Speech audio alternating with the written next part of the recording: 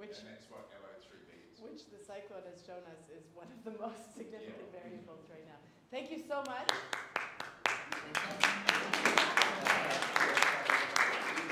I am literally cutting you off because you will be back this afternoon. We have to keep moving. We're a little bit late. We're going to go for lunch, so let's bring up our next speaker. Yeah, and the next, just to let you know that this afternoon we will be looking at economics. 2 speakers are at economics. We're zooming out now, back out of the region, with Nora Lenari. I'll let Anne introduce her from the parliamentary. Just introduce. Yes, our next speaker. So we're zooming out a little bit. Nora Lenari is an advisor for the Parliamentary Commissioner for the Environment and worked on this recent report. If anyone has seen it, it's on land use change called Going with the Grain. And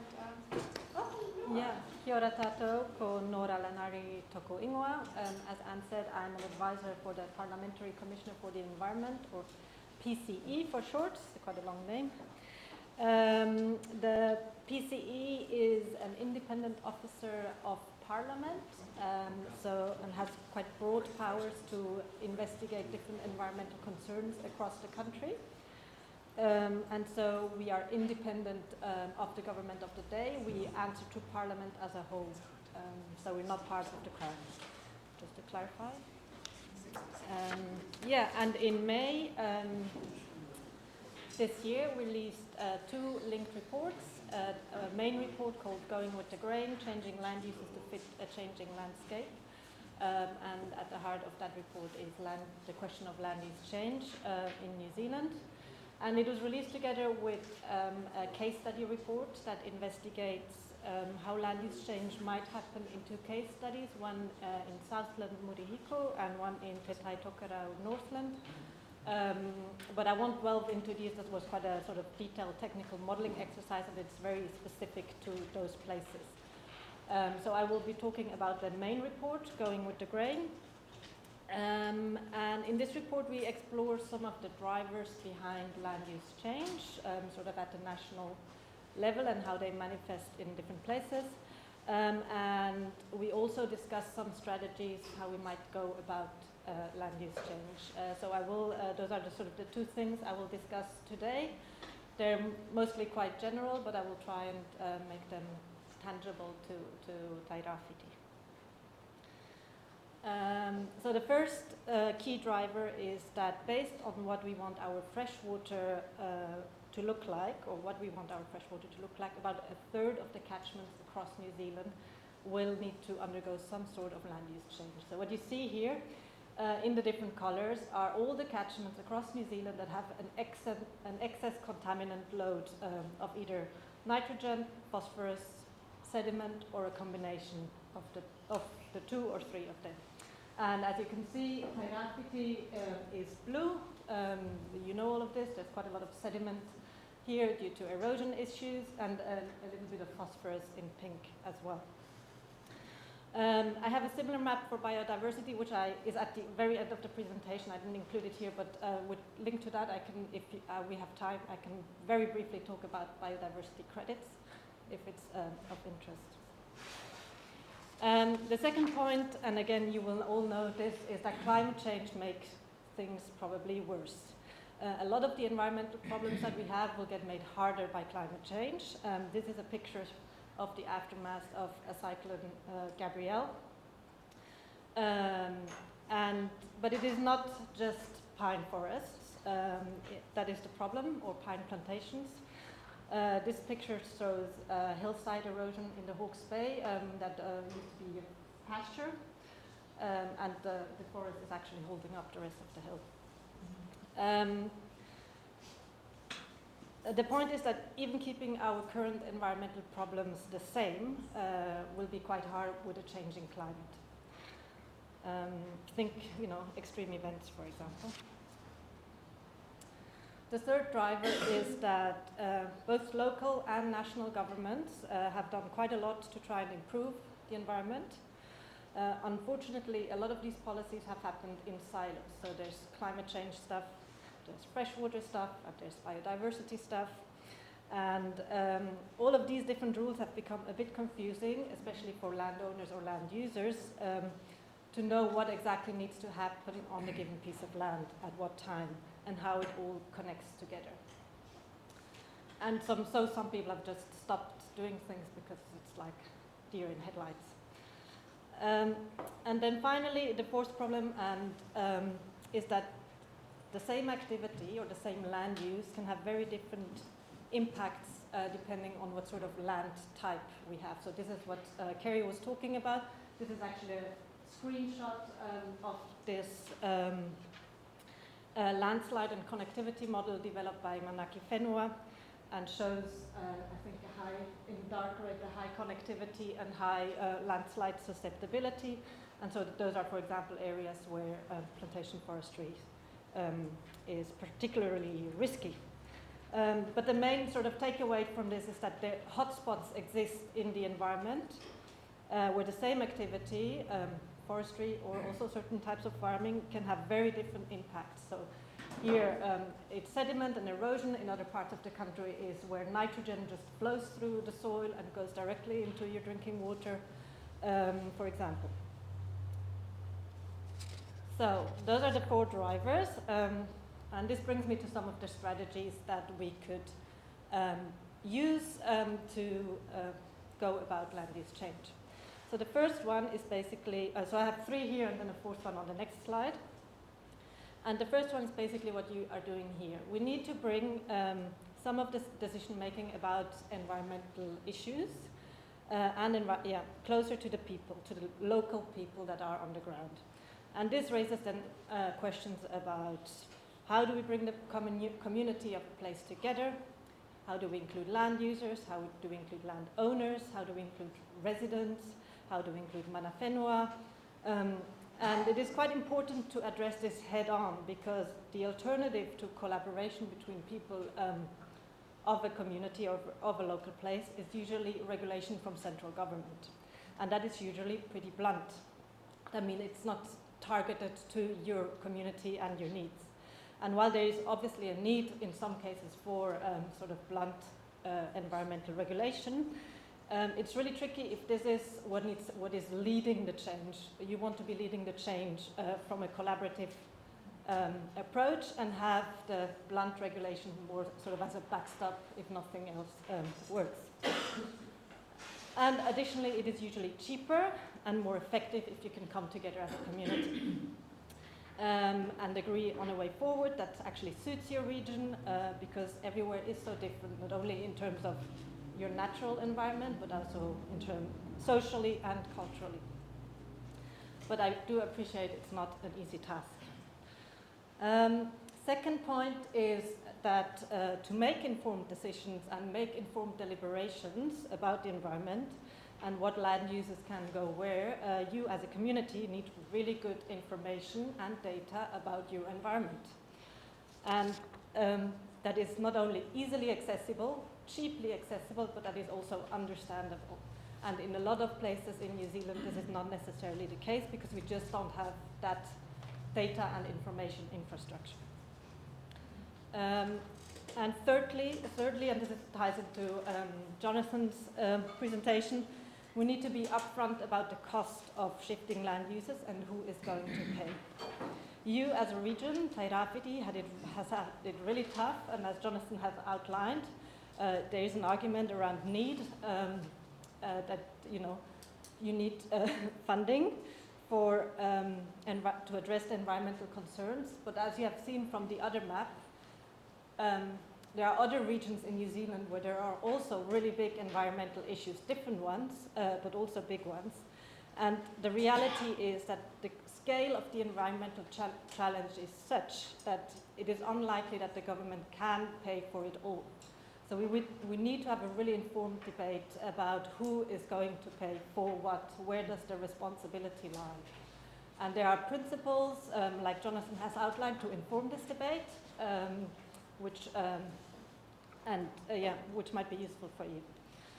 And then the final point, and this ties also in with Kerry's presentation, and is something that the PC has been advocating for a while, is that we think that forestry or carbon forestry should be phased out of the ETS. And the reason for that is that the ETS incentivizes pine plantations in areas that don't necessarily are the best areas for pine plantations. If we do make this change, it means that fossil fuel emitters cannot offset their CO2 emissions through plantation forests, and they would have to pay more for their emissions.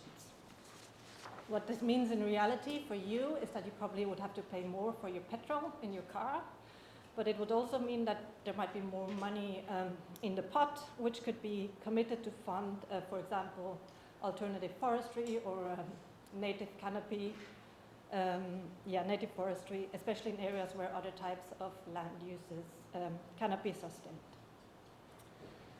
So that's all in terms of this presentation. I also want to highlight that we are working, not me personally, but another team in our office are working on a forestry report where we're discussing alternative options to pine plantations, but it's not coming out until early next year, so the timing is not ideal for you, I realize. I'm happy to either take questions now or talk briefly about biodiversity credits. I think biodiversity. Okay, cool. So, so the idea behind biodiversity credits is that our biodiversity in New Zealand or other places in the world is not doing very well, it's in trouble. And a lot of biodiversity is on private land, and basically if a private landowner has a lot of biodiversity, then their effort into maintaining, protecting, and enhancing that biodiversity is basically creating benefits for others. And currently there's no way to monetize this or to sort of create economic incentive for private land users to increase the benefits from biodiversity credits from biodiversity for other people. Does that make sense? And so the idea of biodiversity credits is a way, can we sort of monetize this activity private landowners do on their land to protect, enhance biodiversity? Could I just stop you and just ask to clarify for maybe everyone's benefit, certainly my own. When you talk about biodiversity in practice, would that mean something like the examples we've seen, as in planting, leaving a piece of land, it's not productive in quotes, but we plant native trees or something, and that stimulates biodiversity? Is that what you mean in practice? Yeah, it could be. So it could be a farm where someone has like a gully, and then they're sort of trying to revegetate that or turning it into creating a little wetland. In what you're saying, then there's also the aspect of not taking biodiversity away where it already exists on private land. And there is a complex dimension coming in there, which is additionality. If you have a credit system, are you paying for something that is business? You cannot credit something that is just business as usual. So it has to either be you're enhancing something, making something more biodiverse, or you're preventing from it becoming less biodiverse. It's quite complex. I don't fully grasp it sometimes either. But a good example of that is, I think, the Gabon in Africa. They've committed to not deforest their rainforest and have had like big trouble sort of selling this story because there's no additionality. It's just the same. Yeah. I've heard the argument on that. What happens when people have already been doing a good job? And they, like you said, well, we're good. Well, are we getting credit for not taking it away, or can we get credit for even more when, so it's like setting the bar lower for people who don't have very good diversity to move it up, and they can get credit for the people who've already been doing a good job. Yeah, and you have to be really careful because then how you design the system, because if you're only focusing on additionality in terms of enhancing or creating new biodiversity, you have to be careful not to create a perverse incentive of someone cutting down something existing and to then replant to then gain credits. Right. So, and that's called gaming. And so there was actually, I think John might have mentioned it, that there was a debate in government about biodiversity credits, and the PCE submitted on this, and I'm happy to share this submission if you want it. Yes. It's public, and we had actually quite a lot of issues with sort of the initial design of these biodiversity credits as the government has deliberated on it, because a lot of it is unclear, and it would really, also the other sort of tricky thing is, what is a biodiversity unit? Like with carbon, it's quite easy. You have 1 ton of CO2 is equivalent here to somewhere else. But what is, one biodiversity unit here? Like it can vary from meter to meter, basically. So it's extremely localized. Biodiversity generally is very complex in how it sort of evolves. How do you assess a biodiversity trend? When is it improving? And then when you do have a credit system, what do you fund? Do you fund the activity of planting something? But then how can you be sure that it has a good outcome? Or do you fund the outcome? But then that is usually a really long-term thing, so you're talking like decades or more, and then you fund it at the beginning, so how can you be sure that the money that funded it will actually lead to that outcome? So there's a lot of complicated questions. It's not as easy as with carbon, and so if you do design a biodiversity credit system, you have to really think quite hard about all the design features to avoid gaming and to make it sort of robust. And then another question is about the market, like who would buy biodiversity credits? Is there really a market for it? And also then, how do you monitor progress, which links back to this complexity and sort of local nature of biodiversity? Yeah. Anyone have questions for Nora? Well, could I maybe just say on this discussion, which is the questions come up a bit. She's just walked out of the room, but Renee Nora has a lot of experience in rolling this out locally through Toha East Coast Exchange, and there was a beautiful article on the front of the Gisborne Herald about how this is an Indigenous-led example of this kind of arrangement. So that may be something that you want to wrap into future conversations. For the next time. Yeah. So yeah, just to frame what we don't know exactly, because we're responding to what you want to know, but next time you meet, not the online session, but the next in-person session, we are going to hear from really affected stakeholders, we'll hear from forestry, we'll hear from farming, but we'll also hear opportunities like that and ways that people are actually doing these things. So we are. So I see a question. So with the PCE submission, it sounded like you highlighted a lot of challenges in terms of biodiversity credits. Was the submission still supportive of pursuing that space, or was it suggesting alternative approaches to funding that you could tell us about? So yeah, I would have to go back exactly to the submission to remember what, but yeah, we did say it would be good to have sort of economic incentives for the biodiversity space, but we're not sure whether a credit system is the right way, or whether alternative funding mechanisms, for example, like tax incentives or other things, might be more appropriate. Yeah. And there's in the submission, there are some alternatives listed. Anyone have any questions for Nora before we go to lunch? You can always also write them down. Nora, unfortunately, has to go shortly, but so she won't be able to ask me to the panel, but we can put your questions to her. Interview her, do a little video. But if you have three questions now, feel free, or write them down and we'll get them to her later. I've got a question. Yep. Where does natural capital sit in this? I was reading not long ago that internationally countries are evaluating the value of their biodiversity, their natural capital, and try to introduce it into the budget and the value of a country. I think that's quite a strategic move, I think. Yeah, that could be really interesting. I think you would have to talk to Treasury about that. Probably not a, and I think we're probably quite far off from that in New Zealand, just if we think about that New Zealand doesn't even account for its liability in terms of getting to net zero by 2050. That is not accounted by Treasury.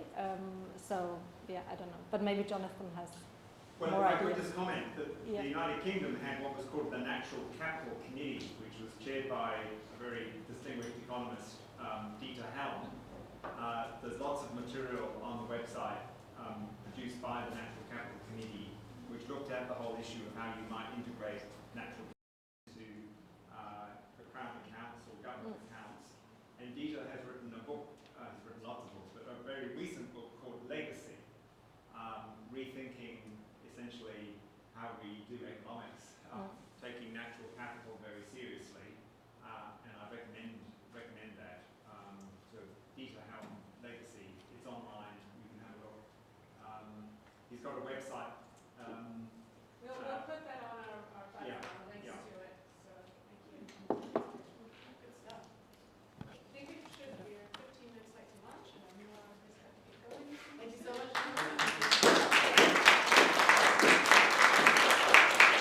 Thank you for ending on an economic note, because in fact that's what we're going to be discussing after lunch. It's a lot of speakers today. You're taking in a lot. We want you to think about it, discuss it, but we are late, so normally we would have 45 minutes for lunch. Is it agreeable to do it in half an hour? Just do it at the same time, Ron? I just wanted to say, if you've got your boxes, there's a trolley just out here that you can put them all together, fold them up, and take them to recycling after. Okay. And just before you go to lunch, I'll just use our pie And also, if you've got dietary requirements, the label should be on the box, so if you don't take it with you.